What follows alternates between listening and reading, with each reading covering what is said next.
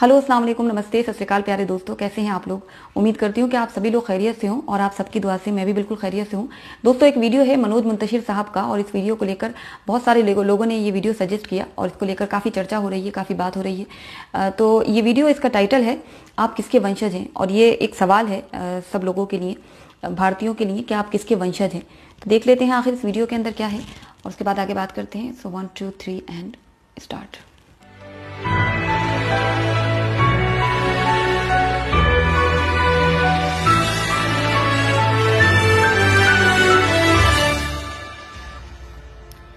दो 2400 साल पहले भारतवर्ष की इसी धरती पर चाणक्य ने घोषणा की थी कि जो राष्ट्र शास्त्र पढ़ना छोड़ देता है वो समाप्त हो जाता है।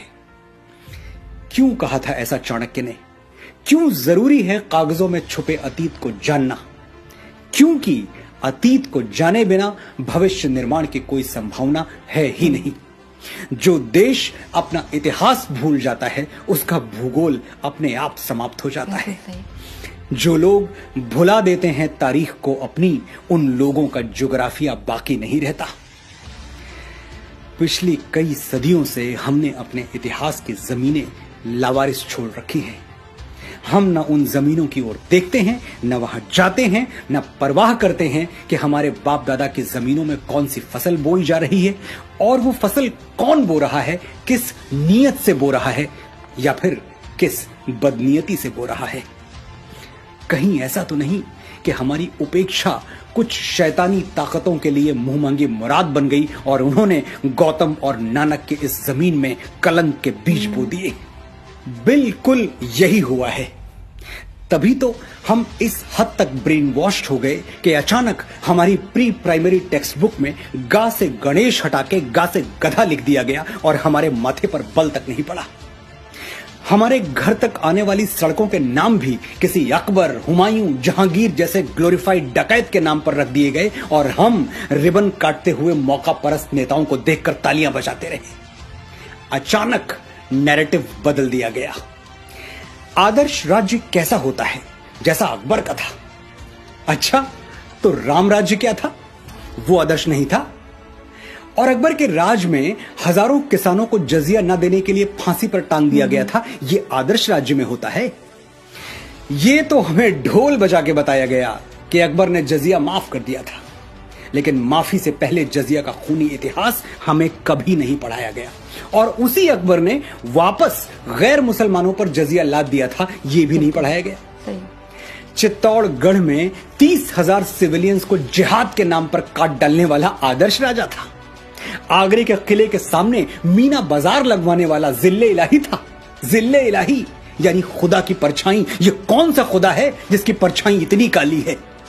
मुझे अफसोस होता है जब मेरे कुछ मुसलमान भाई मुगलों और तुर्कों की तरफ उठने वाली उंगलियों को इस्लाम की तरफ उठने वाली उंगली मान लेते हैं और उसके खिलाफ हो जाते हैं। जागिए, आप अकबर के वंशज नहीं हैं। आपके पूर्वज वही हैं जो हिंदुओं के हैं। आपका इतिहास वही है जो हिंदुओं का है। और अकबर ने तो इस्लाम को जड़ से मिटा देने के लिए कोई कोशिश बाकी नहीं रखी। पढ़िए इतिहास, समझिए दीन इलाही को। आप जान जाएंगे कि अगर अकबर का बस चलता तो इस्लाम का नामो निशान तक बाकी नहीं रहता। अपने हीरोज और विलेंस जात पात से ऊपर उठकर चुनिए, जो इस महान देश की परंपरा है। रावण कौन था? एक ब्राह्मण था। भगवान ब्रह्मा की डायरेक्ट ब्लड लाइन में जन्मा था, लेकिन आपने किसी ब्राह्मण को रावण की स्तुति करते हुए देखा है? हम सिर्फ इसलिए रावण को हीरो बना दें कि वो हमारी जाति का था, इतना छोटा नहीं सोचते हम। रावण खलनायक था और हम रहती दुनिया तक दशहरे में उसका पुतला फूंकते रहेंगे। और हम ही नहीं, हर जागा हुआ समाज यही करता है। अपने नायक और खलनायक बड़ी सावधानी से चुनता है। हिंदुस्तान में एक बहुत बड़ा तबका महमूद गजनवी को हीरो मानता है। ये लुटेरा अफगानिस्तान के एक छोटे से गांव गजनी से आया था और भारत पर इसने बेतहाशा जुल्म ढाए। सोमनाथ का पवित्र मंदिर हमारी आंखों के सामने लूट लिया और हम खड़े देखते रह गए। तो होना तो ये चाहिए था कि अफगानिस्तान गजनी को शूरवीर मानता और उसके नाम पर मॉन्यूमेंट्स बनवाता, लेकिन सच ये है कि अफगानिस्तान के इतिहास में गजनी की कोई जगह है ही नहीं। उसका जिक्र तक बड़ी मुश्किल से मिलता है। अफगानिस्तान के मुसलमानों ने हिंदुओं का मंदिर लूटने वाली अपनी इस नालायक औलाद को डिसोन कर दिया, अपनी ऐतिहासिक जायदाद से बेदखल कर दिया।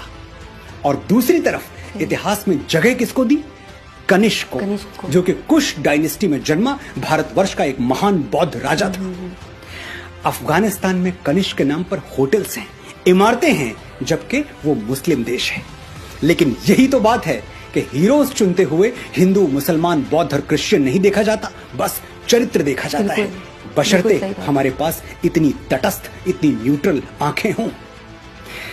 अफगानिस्तान ने अपनी पूजा पद्धति बदली, अपनी संस्कृति नहीं बदली। वो भारत के पूर्वजों को आज भी अपना पूर्वज मानते हैं और इससे सिद्ध होता है कि धर्मांतरण के साथ राष्ट्रांतरण होना जरूरी नहीं है। एक और इस्लामिक देश है इंडोनेशिया, जहां 87%, 87% मुसलमान हैं, लेकिन वहां रामलीला ऐसी धूमधाम से होती है कि देखने वाले देखते रह जाएं। इंडोनेशियंस भी राम को अपना पूर्वज मानते हैं। उन्हें इस बात से कोई फर्क नहीं पड़ता कि उनके घरों में रामचरितमानस की जगह कुरान रखा हुआ है। धर्म अलग है तो क्या, पूर्वज तो एक हैं। ये बात जिस दिन मेरे मुसलमान भाइयों को समझ में आ गई, उस दिन हिंदू मुस्लिम एकता के झूठे और राजनीतिक स्वार्थ से लिप्त नारे गायब हो जाएंगे और सचमुच मन के धरातल पर, आत्मा के धरातल पर हम एक हो जाएंगे। वापस लौटते हैं उस बात पर जो मुझे चुभ रही है और आपको भी चुभनी चाहिए। हमें चीख चीख कर बताया गया कि मुगल अंग्रेजों की तरह लुटेरे नहीं थे। वो हिंदुस्तान की दौलत लेके कहीं 7 समंदर पार दूसरे मुल्क में नहीं गए, यहीं रह गए। ठीक है, तो मैं आपके घर पर अटैक करता हूं, कुछ लूट के अपने घर नहीं ले जाऊंगा, बल्कि आपके ही घर में कब्जा करके रह जाऊंगा और आपको, आपके परिवार को, जो कल तक उस घर के मालिक थे, अपना गुलाम बना के रखूंगा। आप मुझे हीरो मानेंगे? बिल्कुल नहीं मानेंगे। नहीं मानेंगे तो मुगलों को हीरो क्यों मानते हैं और क्यों ऐसी कमजोर दलीलें देते हैं जिस पर हंसी आ जाए? एक और दलील है कि मुगलों की हुकूमत में 200 सालों तक कोई सिविल वॉर नहीं हुआ, इतनी शांतिप्रियता बनी रही। ये किसी ने नहीं बताया कि ग्वालियर के किले में मुगलों की तरफ उठने वाली आंखों में जलता हुआ सरिया घोंप दिया जाता था, तो बगावत की हिम्मत कौन करता? और ग्वालियर कोई अकेला किला नहीं है। मुगलों के शासन में ऐसे हजारों कंसंट्रेशन कैंप्स थे जो हिटलर के कैंप्स को शर्मिंदा कर दें। जिन आतताइयों ने तख्त को रिश्तों, नातों, मर्यादाओं और उसूलों के ऊपर रखा, हुकूमत के नशे में अपने बाप को काल कोठरी में ठूंस दिया, अपने ही भाइयों के गर्दनें उतार ली। अगर उनके राज में शांति बनी रही तो वो शांति ऐसी ही थी जैसे सद्दाम हुसैन ने इराक में बनाकर रखी थी या फिर किम जोंग टू ने नॉर्थ कोरिया में बनाकर रखी हुई है। ये दोनों नाम गूगल कर लीजिएगा, आपको मेरी बात समझ में आ जाएगी। ये मुगल और तो खैर कहीं भारतीय संस्कृति से प्रभावित नहीं हुए, लेकिन बाबा तुलसी की एक चौपाई का अनर्थ इन्होंने जरूर कर दिया। भय बिन होए न प्रीत, डर के बिना शासन नहीं चल सकता। बस ये भूल गए कि श्री राम ने किन परिस्थितियों में डर का सहारा लिया था। जब समुद्र हजारों विनतियों के बावजूद उन्हें लंका जाने के लिए, अपनी प्राण प्रिया सीता को रावण के चंगुल से छुड़ाने के लिए रास्ता नहीं दे रहा था, तब राम विवश हो गए थे बल प्रयोग के लिए। विनय न मानत जलधि जड़, गए 3 दिन बीत, बोले राम सकोप तब, भय बिनु होए न प्रीति। राम ने साम्राज्य विस्तार के लिए कभी भय का सहारा नहीं लिया। राम राज्य में रहने वालों के लिए राम की घोषणा क्या थी जानते हैं?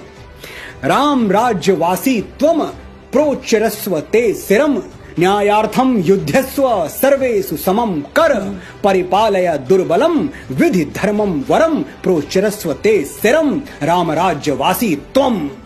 You live in Ram's kingdom, hold your head high, fight for justice, treat all as equal, protect the weak, know that dharma is above all। Sir उठा के जियो, निर्भय होके जियो, ये राम राज्य है। ऐसे राज्य की तुलना अकबरी कुशासन से हंसी आती है। हम सदियों से इस बात पर खुश होते आ रहे हैं कि शेर शाह सूरी ने दुनिया की सबसे लंबी सड़क बनवा दी, लेकिन श्री राम ने समुद्र पर, पानी पर पुल बना दिया। इसके लिए हम सैटेलाइट इमेजेस मांगते हैं, वरना विश्वास ही नहीं करेंगे। महाराणा प्रताप ने हल्दी घाटी का युद्ध हारा नहीं, ये सिद्ध करने में उस महान मेवाड़ी वीर की आत्मा को 450 साल लग गए। उस दिन हल्दी घाटी में वो राजपूत कुलद्रोही मान सिंह तो महाराणा को नहीं हरा पाया, लेकिन हमारे अविश्वास ने हरा दिया। और महाराणा कोई अकेले नहीं है, पता नहीं अपने कितने वीरों को हमने गुमनामी की अंधी सुरंग में एड़ियां रगड़ के मर जाने दिया, और उन जालिमों को झुक के सलाम बजाते रहे जिनके दुष्कर्मों से भारत मां आज भी खून के आंसू रो रही है। समय आ गया है कि हम अपने गिरेबान में झांक कर देखें। जयचंद के नाम पर हम थूकते हैं, लेकिन एक पल के लिए ठहर के सोचिए, कहीं जाने अनजाने हम भी अपनी संस्कृति और सभ्यता के जयचंद तो नहीं बन रहे, उससे छल तो नहीं कर रहे। मैं प्रेम के मीठे गीत लिखने वाला एक साधारण सा लेखक हूं। आज मेरी बातों में आपको क्रोध और कड़वाहट नजर आई होगी, लेकिन मैं इसके लिए क्षमा प्रार्थी नहीं हूं। मेरा ये क्रोध अगर करंट बनकर आपको नींद से जगा दे तो मैं इस क्रोध का आभारी रहूंगा। मुझे खुद जागने में कई बरस लग गए, आप इतना लंबा समय ना लें। मेरे अनुभवों से सीखें, सच्चे इतिहास के दबे हुए स्वर गुंजायमान करें, अपने बच्चों के लिए सही आदर्श, सही नायक छोड़ें, झूठे नायकों के मुखौटे उतार के फेंक दें, अपनी विरासत को माथे से लगाएं और इस धरती मां का ऋण चुकाएं जहां मैं और आप बीज बन के फूटे हैं और एक दिन राख बनकर समा जाएंगे। जय भारत, जय भारती। बहुत बहुत बहुत अच्छा वीडियो, एक आई ओपनर, एक थॉट प्रोवोकिंग वीडियो लगा मुझे ये। और जैसा कि उन्होंने कहा कि वीडियो में आपको मेरा क्रोध और कड़वाहट नज़र आ रही होगी, लेकिन मुझे तो इस वीडियो में उनका सच और साहस नज़र आया। सच में दोस्तों, उनकी कई बातों पर लोगों को सोचने की ज़रूरत है दोबारा से कि आखिर जो इतिहास पढ़ाया गया है, क्या वही इतिहास मान लेना चाहिए, या इतिहास के पन्नों को जिस तरह से डिज़ाइन कर दिया गया। और चाणक्य बिल्कुल सही कहते हैं कि शास्त्र ज्ञान जो के एक इंसान को उसके बुरे कामों को करने से रोकता है, अपने इतिहास को जानना चाहिए। और ये बहुत अच्छी बात कही कि अपने हीरोज और अपने विलन्स को अपनी जात पात से ऊपर उठकर चुनिए, जो कि इस महान देश की परंपरा रही है। वरना जयचंद को आज क्यों लोग गाली देते हैं। तो समझने की ज़रूरत है इस वीडियो के अंदर कही एक एक बात को, क्योंकि उन बातों में बहुत गहराई है और इतिहास को जानने की, सही से पढ़ने की ज़रूरत है कि आखिर हमारे पूर्वज कौन थे और हम क्यों मुगलों को ग्लोरीफाई करने वालों के पीछे चलने लगते हैं। कुछ फिल्म मेकर जो मुगलों को ऐसे बना के दिखाते हैं कि वो राष्ट्र निर्माता थे, और जबकि वो सही इतिहास मुझे लगता है ना उन्होंने खुद पढ़ा है और ना वो पढ़ने देना चाहते हैं लोगों को। और एक बात बहुत अच्छी लगी जो उन्होंने कहा कि जो देश अपना इतिहास भूल जाता है तो उसका भूगोल अपने आप ही समाप्त हो जाता है। तो ये बहुत बड़ी बात है। और जैसा कि बताया जा रहा है, एक तरह का एक शुरू हो जाता है हमारे देश में एक एजेंडा, एक प्रोपेगेंडा शुरू हो जाता है कि इसमें एंटी मुस्लिम बातें कही गई हैं, इसमें एंटी इस्लामिक बातें कही गई हैं। तो मुझे पूरा वीडियो मैंने देखा और कुछ भी ऐसा नहीं लगा जो कि कुछ भी मुसलमानों के खिलाफ हो या कुछ भी इस्लाम के खिलाफ कहा हो। उन्होंने बिल्कुल सच बात कही। आप उन मुगलों को, उन लुटेरों को, उन खूनी दरिंदों को आप कैसे राष्ट्र निर्माता मान सकते हैं, या कैसे उन्हें अपना पूर्वज मान सकते हैं, जो जजिया कर अदा ना करने पर न जाने कितने हजारों लोगों को एक साथ मार दिया करते थे। जो उनको पसंद आ जाए वो उसे उठा के ले जाया करते थे, जो जबरन धर्मांतरण करवाते थे। और ये भी बहुत अच्छी बात कही कि धर्मांतरण का मतलब राष्ट्रांतरण नहीं होता। तो बहुत अच्छी वीडियो। और यहाँ इंडोनेशिया का जिक्र किया मनोज मुंतशिर साहब ने, बिल्कुल सही बात कही। इंडोनेशिया में आप देखिए, वहाँ वो अपने धर्म से ऊपर अपनी संस्कृति को रखते हैं, और संस्कृति को महत्व देने की वजह से ही आप देखें इंडोनेशिया में तमाम जितने भी धर्म हैं उन सबको समान रूप से सम्मान दिया जाता है। और अफगानिस्तान की जो गजनी की बात कही, तो जिसने मंदिरों पर आक्रमण किया, जिसने इतना जुल्म सितम किया, तो उसको तो अफगानिस्तानी खुद ही अपना हीरो नहीं मानते हैं। वो कहीं से भी इस तरह के आक्रमणकारी, इस तरह के लुटेरों को ग्लोरीफाई अफगानिस्तान में नहीं किया उन लोगों ने, बल्कि उन्होंने कनिष्क को अपना हीरो माना है। और ये बात बिल्कुल सही बताई है कि अफगानिस्तान में कनिष्क के नाम पर इमारतें हैं, उनके नाम पर वहां पर होटल्स हैं, लेकिन कहीं पर आपको गजनी का नाम वहां आपको नहीं मिलेगा। तो बहुत ही अच्छी वीडियो, जिसे समझने और समझाने की ज़रूरत है। बहुत सोचने की ज़रूरत है इस वीडियो को लेकर कि कुछ भी इस्लाम के खिलाफ, मुसलमान के खिलाफ नहीं कहा है, बल्कि उन्होंने बताने की कोशिश की है कि आपके पूर्वज कौन हैं और आप किन दलीलों, किन गलत झूठी दलीलों के बीच में फंस चुके हैं, और उनके बीच में आप सोचते हैं कि मुगल हमारे वंशज हैं। आपको वीडियो कैसा लगा आप मुझे कमेंट सेक्शन में ज़रूर अपनी राय बताएं। और मुझे तो एक बहुत ही, जिसे कहते हैं, एक बहुत ही सुलझी हुई, बहुत ही अच्छी वीडियो लगी, जिसमें बहुत समझने की ज़रूरत है उन लोगों को जो इसको गलत तरीके से लोगों तक पहुँचा रहे हैं, इसको गलत तरीके से पेश कर रहे हैं कि इसमें मुसलमानों के खिलाफ, इस्लाम के खिलाफ कुछ बोला है। उन्होंने ऐसा कुछ नहीं बोला है। उन्होंने उन लुटेरों, उन खूनी दरिंदों के बारे में बात की है जिनकी नज़र में कुछ था ही नहीं इंसानियत का होना, जिन्होंने सिर्फ इस देश के अंदर एंट्री की थी अपने लालच में, जिनको यहाँ पर लूटमार करनी थी, जिनको अपना हुक्म चलवाना था, तो वो खुदा की परछाई कैसे कहला सकते हैं। तो दोस्तों बहुत अच्छा वीडियो, और आपकी जो भी राय हो आप मुझे कमेंट सेक्शन में ज़रूर बताएं, और तब तक अपना ख्याल रखें। एक नई वीडियो के साथ मैं आपके सामने फिर हाजिर होंगी, तब तक के लिए मुझे इजाज़त दें। अपना और अपने इस प्यारे मुल्क का ख्याल रखें। बहुत बहुत शुक्रिया। जय हिंद।